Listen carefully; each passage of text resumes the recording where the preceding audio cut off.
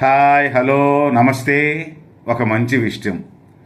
కష్టకాలంలోనైనా సంతోషంగా ఉన్న పేదవారైనా ధనికులైనా, ఆరోగ్యంగా ఉన్న అనారోగ్యంతో ఉన్న, వయసులో ఉన్న వృద్ధులైన, భార్య భర్త ఇద్దరూ ఒకే మాట పైన ఉంటే, బంధువులైన, తోబుట్టువులైన, తన సంతానమైన, శత్రువులైన, కింద ఉన్నవారే కాదు పైనున్న భగవంతుడు కూడా వారిని విడదీయలేడు. జీవించినంత కాలమే కాదు, చివరకు మరణంలో కూడా.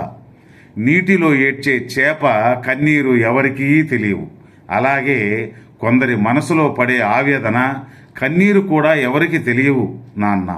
భగవద్గీతను స్కూళ్లలో నేర్పిస్తే ప్రజలు కోర్టులకు వెళ్ళే అవసరం ఉండదని ఒక గొప్ప మనిషి చెప్పినట్లు విన్నా.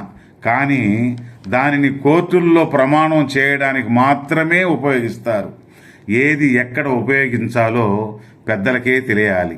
స్నేహం అంటే ఏ రక్త సంబంధము లేకపోయినా, ఎక్కడి నుండో వచ్చినా ఒకరికొకరు ప్రాణానికి ప్రాణంగా మారే బంధాలే స్నేహం అంటే.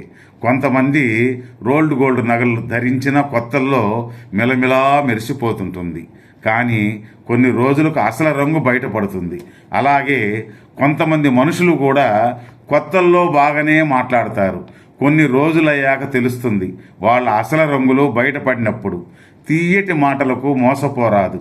సుఖంగా ఉన్నప్పుడు పట్టుకున్న చేతుల కంటే కష్టాల్లో వదిలేసిన చేతులే ఎప్పటికీ గుర్తుంటాయి మిత్రమా.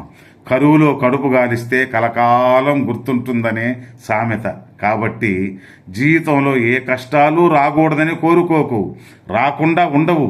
పగలు వచ్చినప్పుడు రాత్రి కూడా వస్తుంది కదా. కానీ వచ్చిన ఏ కష్టమైనా ఎదుర్కొనే ధైర్యం కావాలని కోరుకో. అందరినీ ప్రేమగా ఆప్యాయతగా చూసుకో, ఎవరినీ బాధ పెట్టకు. నీకు కష్టాలనేవి ఆమడ దూరంలో ఉంటాయి మిత్రమా, నీ దగ్గరకు రావడానికే భయపడతాయి. కానీ కొంతమందిని మనం ఎంత మనవాళ్ళు అనుకున్నా వాళ్ళ దృష్టిలో మనం ఎప్పుడూ పరాయి వాళ్ళమే. చివరిగా మన తెలుగు భాష గొప్పతనం చూడు మిత్రమా. ప్రేమకు కారణం ప్రేమ లేఖ, మరి విడాకులకు కారణం ప్రేమ లేఖ.